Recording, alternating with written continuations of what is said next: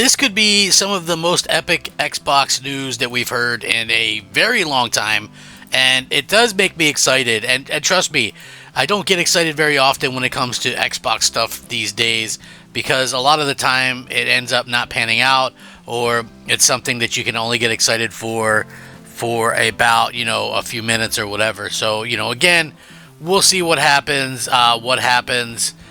With this. I think it could be interesting. I think it sounds amazing, and I think that fans would absolutely love it. Is that something that's going to change gaming or whatever? I don't know. Like, this is something that you see a lot of Xbox fans ask for in the future, and they want to see this stuff. So yeah, completely interested to see how this kind of news goes out there, but should be a fun video, should be an interesting video.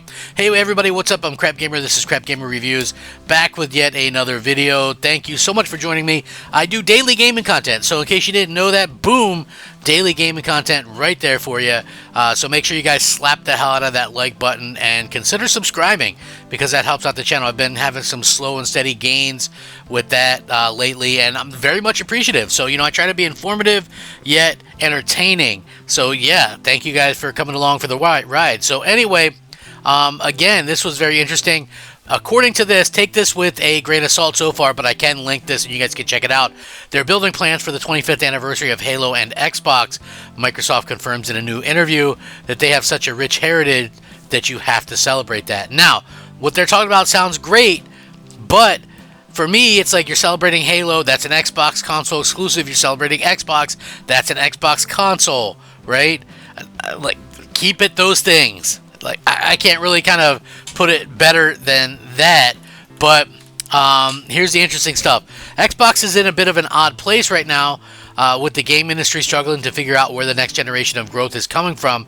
Xbox has been expanding its vast gaming empire across PC, mobile, and even PlayStation, armed with a range of acquisition that include Bethesda Softworks, of Fallout and Skyrim fame, and Activision Blizzard with Call of Duty. Xbox overall posted a big 45% revenue jump last quarter, while its legacy Xbox business suffered in a bit of a dip. So the jump was basically because of the situation with Activision, which is kind of to be expected because, Activision is going to clearly help out with what they were going to end up getting bottom line wise. So, again, but the fact that you look at the core business and you go, okay, well, the regular Xbox without that would have dipped. Then you can kind of start questioning some things, at least a little bit, at least a little bit. So, I know some people are going to kind of look at these things and think differently, or go, oh, well, Xbox is more than this or whatever. Shut up. Xbox is a console, right? Yes, you could do these other things. Sony does it too, but they manage to do these other things without making their console owners feel like shit or ruining the experience for their console owners. Case in point, Minecraft getting a PS5 native update, but not an Xbox Series X and S update. Yeah, kind of shitty when you see that kind of stuff happening. Anyway, core Xbox fans have been left very concerned with, expanding to competing platforms so aggressively might mean for the console business. If fewer people want to buy Xbox hardware, it'll be even harder for Microsoft to bring third-party developers into the fold potentially leading to fewer games, which, obviously that's one of the things that a lot of people are worried about, myself included, is like, okay, your Xbox, you have this situation where you're a company worth multiple trillions of dollars, but yet, you guys are kind of nickel and diming gamers, and if you're putting your games on a platform, because basically what it comes down to is Microsoft are the ones that kind of made gamers getting to this weird mode where they don't want to buy games, right? That's on Microsoft, right? Like, when you're sitting there coming up with this idea for Game Pass, to be honest with you, you've got to, somebody has to step up and go, well, isn't this going to create a bunch of gamers that aren't interested in actually paying for games? And that's a really legit concern, kind of going forward, So that's something that they probably should have been asking themselves. Will that be something that comes back to bite them in the ass again? I don't really know. But what I do know is the fact that, the games that they had that were previously supposedly going to be exclusive, even stuff like Indiana Jones or whatever the case may be, they ported Hi-Fi Rush. I think that they realistically just think that, they really kind of look at Game Pass as being the big deal on Xbox, and I don't look at it as that, right? It's a rental service, like that's it. It's a rental service. It's not something to kind of like, oh man, let me cream my pants to this.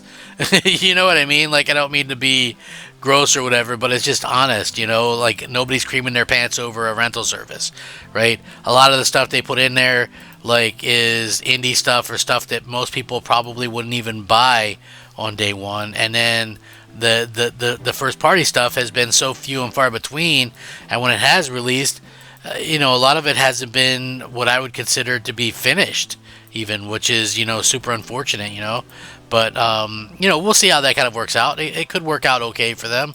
We'll see. So the original Xbox all those years ago suffered from a large library gap when compared to the massive global footprint of the PlayStation 2. And whether or not Microsoft under CEO Satya Nadella has the mindset to sustain a shrinking Xbox console business remains to be seen.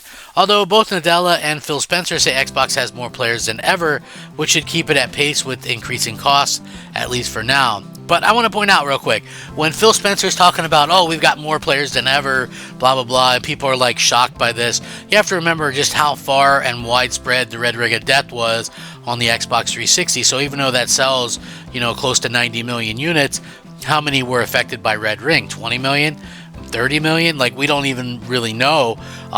So you can see why when the Xbox One sold almost 60 million and you're at, 25 million Series X and S consoles, that's why he can say we've got the most console gamers we have ever had. But most of those are on Xbox One. I would wager almost anything that there's more people playing Xbox One than Xbox Series X and S. And, we're 4 years in. So that's on Microsoft. They haven't given people a reason to upgrade, and at some point those old games will get cut off. And that's the point where, like when they start, let's say next generation, you're going to have a situation where you're not going to have the Xbox One to fall back on. And there's not going to be as many Series X's and S's out there as there were Xbox Ones. So, it's really a bad situation. Regardless of the perception of Xbox in the core community right now, Xbox is still making plans for the future, allegedly. Xbox President Sarah Bond unveiled a forwards compatibility teams earlier this year, whatever that means, while confirming that the next Xbox will represent the biggest technological leap for the platform. Microsoft has a promising slate of upcoming games, even if there are questions about whether or not they'll remain exclusive. Microsoft is also gearing up for a large showcase at the Tokyo Game Show, which I've covered in various other videos, so, kind of keep that in mind as well. So, we also learned a little bit more interesting bits about what Xbox is planning for the future in a recent interview in a magazine. During the interview, Xbox head of consumer projects John Friend discussed a bunch of topics pertaining to licensing and merchandising, which Xbox has been fairly good at in recent years. They license out their IP to other companies in some cases, such as the upcoming MechWarrior 5, which also diving deeper into licensed cross-media properties, such as the Minecraft movie, which looks absolutely hideous, Fallout TV show, which I guess turned out pretty good, and the Halo show, which was obviously canceled. In any case, Friend confirmed that Halo alone has seen $1.8 billion in non-gaming consumer spending. Microsoft has quite a prolific merchandising operating going on right now when you're considering the legendary Blizzard store coupled with Xbox merchandising shop. So they make money, but are they going to really make money continually? Like, that's going to be the main thing. The interview dives into how Microsoft has improved its thought process over merchandising, working more flexibly with consumer interest. They've celebrated previous major milestones with some fanfare, including the 20th anniversary event back in 2021.